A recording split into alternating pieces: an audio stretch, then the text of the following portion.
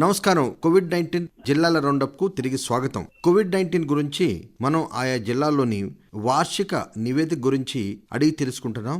అదేవిధంగా ఈసారి కూడా మనం జనగామ జిల్లాలో వార్షిక కోవిడ్ పరిస్థితి ఎలా ఉంది, తర్వాత కోవిడ్ సందర్భంగా జనగామ జిల్లాలో ఎటువంటి కార్యక్రమాలు అమలవుతున్నాయి, ఎటువంటి చర్యలు తీసుకుంటున్నారో తెలుసుకుందాం.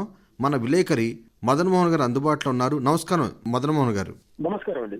జనగాం జిల్లాలో కరోనా సెకండ్ వేవ్ మొదలైంది కదా, పరిస్థితి ఎలా ఉంది? మొదటి నుండి మనం కనుక జనగాం జిల్లా పరిస్థితి చూసినట్టు కోవిడ్ ప్రారంభమైన నుండి మనకు ఇక్కడ కొంత తక్కువ కేసుల సంఖ్య కనపడ్డప్పటికీ ఇప్పుడు ఈ సెకండ్ వేవ్ వల్ల మళ్ళీ కరోనా ఉధృతి కొనసాగుతుందనే నేపథ్యంలో జిల్లా అధికార యంత్రాంగం కట్టుదిట్టమైన చర్యలు చేపట్టింది. ముఖ్యంగా గ్రామీణ ప్రాంతాల్లో ప్రాథమిక ఆరోగ్య కేంద్రాల్లో పనిచేసే కార్యకర్తలతో ప్రజల్లో చైతన్యవంతం చేసే కార్యక్రమాలను వాళ్ళు చేయడం జరుగుతుంది. అదేవిధంగా దీనికి అనుబంధంగా పోలీస్ శాఖ జాగృతి కళా బృందాలు ముఖ్యంగా ఏంటంటే ప్రజలను చైతన్యపరిచేందుకు, ప్రజల్లో అవగాహన కల్పించేందుకు ఒకవేళ కరోనా సంక్రమిస్తే ఆ రోగి పరిస్థితి ఏ విధంగా ఉంటుందనేది కళా బృందాల ద్వారా ప్రదర్శించడం వల్ల ప్రజల్లో ఎక్కువ చైతన్యం కలుగుతుందని మనం జనగాం జిల్లాలో చెప్పవచ్చు. మరి జిల్లాలో అభివృద్ధి కార్యక్రమాలు ఎలా అమలవుతున్నాయి? లాక్డౌన్ అనంతరం ఒక 6 నెలల కాలం కొద్దిగా పనులు స్తబ్దతగా ఉన్నా ఇప్పుడు జిల్లా యంత్రాంగాన్ని రాష్ట్ర ప్రభుత్వం కొన్ని పథకాల మీద ఎక్కువ దృష్టి సాధించడం జరిగింది. ముఖ్యంగా ఏంటంటే రైతు వేదికలు, కల్లాల నిర్మాణం, గ్రామీణ ప్రాంతాల్లో ముఖ్యంగా తీసుకున్న కార్యక్రమాలు ఏంటంటే శ్మశాన వాటికల నిర్మాణం, డంపింగ్ యార్డ్స్, ముఖ్యంగా ఏంటంటే మొక్కలు నాటిన తర్వాత సంరక్షణ ముఖ్య బాధ్యతగా తీసుకోవడం జరుగుతుంది. జిల్లాలో కరోనా లాక్డౌన్ సడలింపులు ఏ విధంగా అమలవుతున్నాయి? ఒక్కొక్క వ్యవస్థలో లాక్డౌన్ సడలింపు తర్వాత జనరల్ గా ఇప్పుడు మనకి జిల్లాలో చూసినట్టయితే మళ్ళీ ప్రత్యేక పరిస్థితి మనకు ఒక 6 నెలలు ఏదైతే పనులకు దూరంగా ఉన్న వాళ్ళు కానీ వ్యాపార వర్గాల వారు తిరిగి తమ వ్యాపారాన్ని చేసుకోవడం అయితే మనకు సాధారణ పరిస్థితులు నెలకొన్న జనగాం జిల్లాలో మనకు కనబడుతున్నాయి. అన్లాక్ కాలంలో ప్రభుత్వం అనేక పథకాలు అమలు చేస్తోంది. ముఖ్యంగా రైతులకు, తర్వాత చిన్న సన్నకారు వ్యాపారులకు అనేక కార్యక్రమాలు అమలవుతున్నాయి. ఈ కార్యక్రమాలు ఏ విధంగా అమలవుతున్నాయి?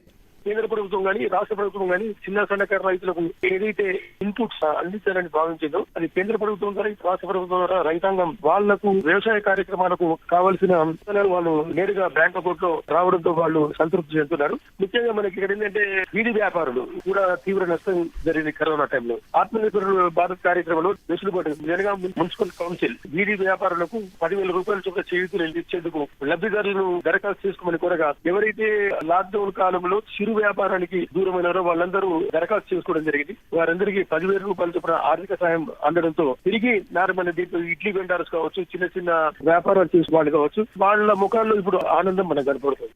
అలాగే ఇప్పుడు ఈ వర్షాల తర్వాత పంట నూర్పిళ్లు ప్రారంభమయ్యాయి. మరి ధాన్యం కొనుగోలు ఏ విధంగా ఉంది? ప్రభుత్వం నిర్దేశించిన లక్ష్య సాధన దిశగా పంటలు కూడా ఎక్కువగా రావడం జరిగింది. అయితే కోఆపరేటివ్ సెక్టర్ కూడా రైతాంగం నేరుగా ధాన్యం కొనుగోలు చేస్తుంది. తర్వాత గ్రామీణ ప్రాంతాల్లో రైతాంగం పెద్ద పెద్ద మార్కెట్లకు పోకుండా గ్రామీణ ప్రాంతాలను ఐకేపీల ద్వారా కొనుగోలు కేంద్రాలు ఏర్పాటు చేయడం జరిగింది. దానికి రైతాంగం తాము పండించిన ధాన్యాన్ని అక్కడ తీసుకొచ్చి అమ్మే కార్యక్రమాలు చేస్తున్నారు. వాళ్ళకు ఐకేపీ కేంద్రాలు కూడా ప్రభుత్వం నిర్దేశించిన ఎంఎస్పీ మినిమం సపోర్ట్ ప్రైస్ వాళ్ళకు అందడం జరుగుతుంది. జనగాం జిల్లాలో పెంబర్తి హస్తకళలకు చాలా పేరుంది. అంతర్జాతీయంగా కూడా ఎంతో గుర్తింపు ఉంది. హస్తకళలు తయారీ ఎలా ఉంది, వ్యాపారం ఎలా ఉంది? జనగాం జిల్లా అనగానే మనకి ఏంటంటే హస్తకళలకు మణిహారంగా చెప్పవచ్చు. జనగాంకు సమీపంలో 6 కిలోమీటర్ల దూరంలో పెంబర్తి గ్రామం హస్తకళకు ప్రధాన నిలయంగా ఉంటుంది. ఇక్కడ ముఖ్యంగా ఏంటంటే సంబంధించిన ఇత్తడి వస్తువులు కానీ తర్వాత పంచలోహ విగ్రహాలను కానీ ఇక్కడ తయారు చేయడం జరుగుతుంది. ఇంతకు ముందు మనకు ఉమ్మడి రాష్ట్రంలో పెంబర్తులు తయారు చేసిన వస్తువులన్నిటి లేపాక్షికి విక్రయించి వారు కొంత ఆర్థికంగా వెసులుబాటు పొందే అవకాశం ఉంది. ఇప్పుడు ఏం చేసిందంటే ప్రభుత్వ విభజన తర్వాత గోల్కొండ హస్తకళల కేంద్రానికి ఇక్కడ తయారైన చేతి వృత్తుల వారు తయారు చేసిన కళాఖండాలని అమ్మడం జరుగుతుంది.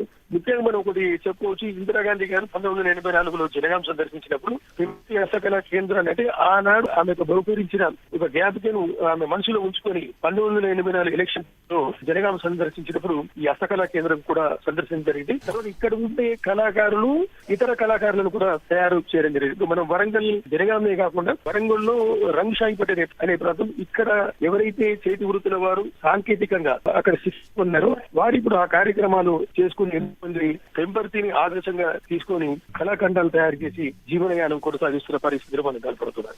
జనగాం జిల్లాలో కోవిడ్ పరిస్థితులతో పాటు ఇతర విషయాలు తెలియజేసినందుకు ధన్యవాదాలు. జనగాం జిల్లాలో తాజా కరోనా పరిస్థితి తదితర విషయాలు మరి మరో రోజు మరో జిల్లాలో కలుసుకుందాం. అంతవరకు సెలవు. నమస్కారం.